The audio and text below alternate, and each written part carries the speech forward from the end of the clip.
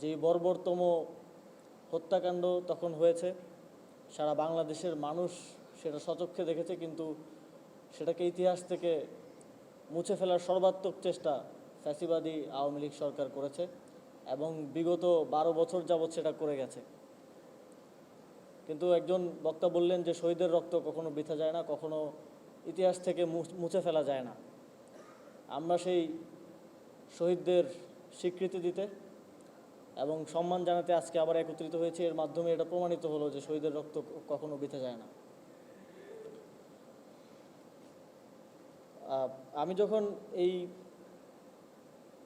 উদ্যোগটি নেওয়ার ব্যাপারে হেফাজতের ইসলামের যারা এই তালিকা প্রস্তুতের সাথে বিগত সময়ে জড়িত ছিলেন তাদের সাথে কথা বলছিলাম, তালিকা নিয়ে আলোচনা করছিলাম, তখন ওনারা ওনাদের অভিজ্ঞতা বর্ণনা করছিলেন।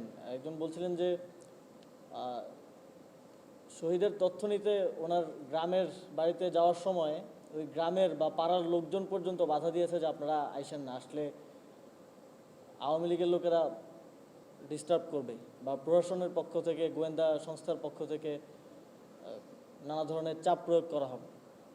এবং শহীদ পরিবারও আরেকজন বক্তা বলছিলেন যে শহীদ পরিবার কিংবা যেই মাদ্রাসার ছাত্র নিখোঁজ হয়েছে কিংবা শহীদ হয়েছে তারা স্বীকার করতে পর্যন্ত ভয় পেতেন, এত নির্মমভাবে এই ঐতিহাসিক ঘটনাটিকে চাপা দেওয়ার চেষ্টা করা হয়েছে।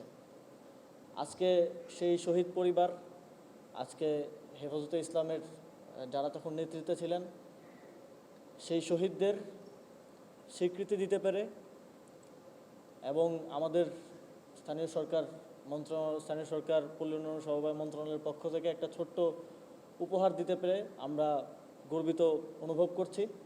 সারা দেশের মানুষ যেন এই শহীদদের আর কখনো ভুলে না যায়, সেজন্য একটি ছোট্ট উদ্যোগ নিতে পেরে আমরা গর্বিত অনুভব করছি। একই সাথে আরেকটি ঘোষণা আজকে দিতে চাই। আমরা স্থানীয় সরকার বিভাগের পক্ষ থেকে ইতিমধ্যে একটি উদ্যোগ গ্রহণ করেছি।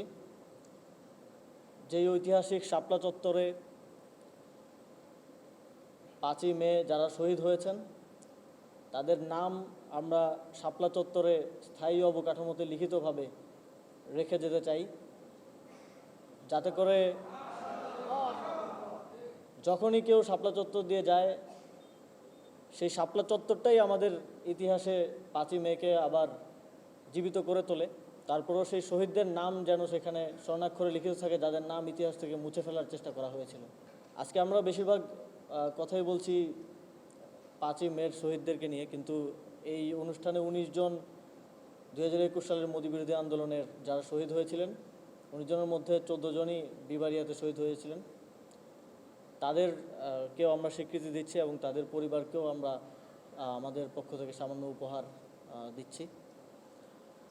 2021 সালের আন্দোলনে আমরাও রাজপথে ছিলাম এবং শাপলা চত্বরের সেখানেই পুলিশ আমাদের মিছিলে হামলা করেছিল। সেখানে আমাদের সহযোদ্ধারা গুলিবিদ্ধ হয়েছিল, তাদেরকে নিয়ে হাসপাতালে যেতে হয়েছিল এবং পরবর্তীতে আমাদের সহযোদ্ধাদেরকে গ্রেফতার করা হয়েছিল। অনেকে এখানেও আছেন যারা গ্রেফতার হয়েছিলেন এবং জেল জুলুমের শিকার হয়েছেন। আমাদের নামে মামলা ছিল, এই সরকার দায়িত্ব গ্রহণের পরে আমার নিজের নামেও মামলা ছিল, সেটা উইথড্র করা হয়েছে। পরাজিত ফ্যাসিবাদী শক্তি নানাভাবে এই উদ্যোগের বিভিন্ন বিষয় নিয়ে প্রশ্ন তোলার চেষ্টা করবে। আমরা যেন এই বিষয়গুলোতে সতর্ক থাকি এবং সচেতনভাবে এই বিষয়গুলোকে দেখি, সেই অনুরোধ থাকবে আপনাদের প্রতি।